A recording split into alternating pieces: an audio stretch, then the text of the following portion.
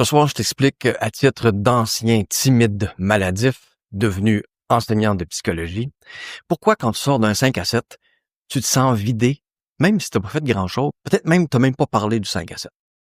La réponse va résider dans cette formule-ci. S-P-E-R-C. Le S, c'est pour la situation. La situation, c'est tu es dans un 5 à 7 avec plein de monde, puis c'est pas tout le monde qui sort d'un 5 à 7 vidé. Est-ce que tu es la seule personne qui sort d'un 5 à 7 vidé? Non. Mais c'est possible d'aller dans un 5 à 7 et même d'être ressourcé, right? Donc, c'est pas tant la situation, le problème. Après ça, le P, c'est la perception.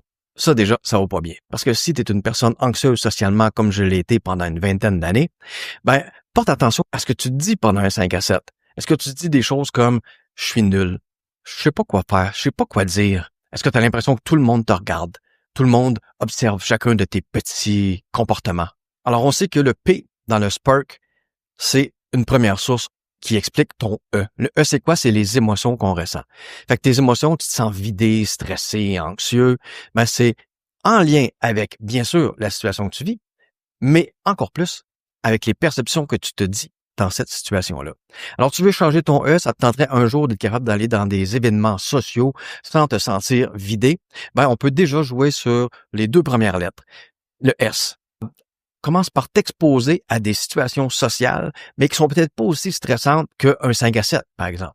Pour que, pendant ces situations-là, qui sont moins stressantes, mais qui sont quand même sociales, tu puisses, lorsque tu attrapes une pensée négative qui te rabaisse toi-même, que tu puisses calmer tes émotions simplement, par exemple, en respirant et en te disant des phrases que te dirait ton meilleur ami. Des phrases comme « t'es capable ». Si tu es un anxieux ou une anxieuse socialement, tu as probablement déjà développé une très bonne écoute. Tu es très capable d'écouter les autres. Le problème, c'est de t'exprimer. Fait que commence par ça. Écoute les gens. Tu n'es pas obligé de faire des longs discours. Écoute les gens. Pose-leur des questions qui t'intéressent. Ou tu peux juste même faire « Ah oui, ah c'est cool. Ah j'aime ça. Ah c'est une bonne idée. » Juste pour te permettre de voir que tu n'es pas obligé de parler pendant des heures. Tu peux juste faire des petits commentaires comme ça qui expriment ton intérêt. Et là, chaque fois que le stress commence à monter, tu respires pour détendre ça et vas-y par petits pas. Encore pour jouer sur le S, les situations sociales dans lesquelles tu t'exposes, t'es pas obligé que ça dure 2 heures, 3 heures. Non, ça peut être au départ 15 minutes. Alors ça, tu te donnes le défi, OK, 15 minutes, ça a quand même bien été. Le cœur m'a battu plus fort, OK, parfait. Est-ce que j'ai été capable de respirer? Est-ce que j'ai été capable de prendre conscience du départ de ce stress-là pour tout de suite, le plus rapidement possible, respirer, me parler de façon positive comme le ferait un ami ou un coach qui serait là toujours dans ton oreille. Parce que souvent, le problème, c'est que ce qu'on a dans notre tête, c'est des pensées négatives, des pensées limitantes. Alors, faut quelque part développer notre réflexe de calmer ces pensées-là, de décider consciemment, on les entend, mais de décider consciemment de ne pas les écouter et de rester dans cette situation-là de plus en plus. Parce que ce qu'on fait trop souvent, c'est que, regarde, le S, je suis dans une situation, je commence à percevoir que ça va pas bien, que je me sens nul, je me sens pas à ma place, j'ai des émotions négatives qui commencent à monter, l'anxiété, etc. Fait que qu'est-ce que je fais comme le R, c'est la réaction. Qu'est-ce que je fais comme réaction? Je quitte. Et dès que je quitte, pourquoi je me sens mieux quand je quitte? Ben parce que là, le S a changé. Je ne suis plus dans cette situation sociale qui me stresse. Je me dis plus que je suis pas à ma place parce que là, je suis allé dans un endroit où je me sentais mieux. Le problème avec ça, c'est que ça crée une habitude de fuir au premier signe d'anxiété qui te garde dans cette zone-là où toutes les situations sociales te rendent de plus en plus anxieux. Tu as l'impression de plus en plus que tu n'es pas à ta place, nulle part, sauf peut-être dans ton petit chez-toi avec tes personnes que tu connais, etc. Et tu as une partie de toi qui ne veut pas ça. Tu as une partie de toi qui veut sortir de cette prison-là parce que tu le sais bien quand tu regardes les autres, qui sont dans le même S, la même situation. Tu vois des gens qui rient dans les 5 à 7. Ils ont du plaisir. Ils ont un E positif. Tu sais donc très pertinemment, comme moi je le savais dans le temps, que c'est très possible. Et c'est pas des surhumains, ça, c'est pas des Superman, des Superwoman, c'est des gens qui, pour différentes raisons, ne se disent tout simplement pas les mêmes perceptions, le même P que toi lorsqu'ils sont dans ces situations-là d'être avec d'autres personnes. Donc, tu dois, apprivoiser ce sentiment d'inconfort-là en te disant des choses comme « OK, bon, je me sens inconfortable ». Il y a personne qui est jamais mort de se sentir inconfortable. Tu sais que ces situations-là sont pas dangereuses. Oui, ton cœur va battre plus fort, mais à moins que tu sois cardiaque, Si tu apprends à calmer ça de façon graduelle parce que tu t'exposes à des petits S, tu commences à te prouver à toi-même que tu es capable d'avancer un pas à la fois et d'agrandir ta zone de confort. C'est ça que tu veux, d'être donc à l'aise dans de plus en plus de situations sociales différentes dont tu te prives présentement parce qu'elles te font vivre de l'anxiété. On veut se libérer de ça. Parce que tu le sais, il y a une partie de toi qui le sait, c'est sûr. À l'extérieur de ta zone de confort, il y a un monde complet à découvrir, un monde que les gens qui sont pas anxieux vivent et un monde duquel ils retirent plein de satisfaction. Combien d'opportunités t'as laissé passer parce que ça te rendait anxieux? Même de penser à postuler sur ce poste-là te rend anxieux, fait que tu postules pas.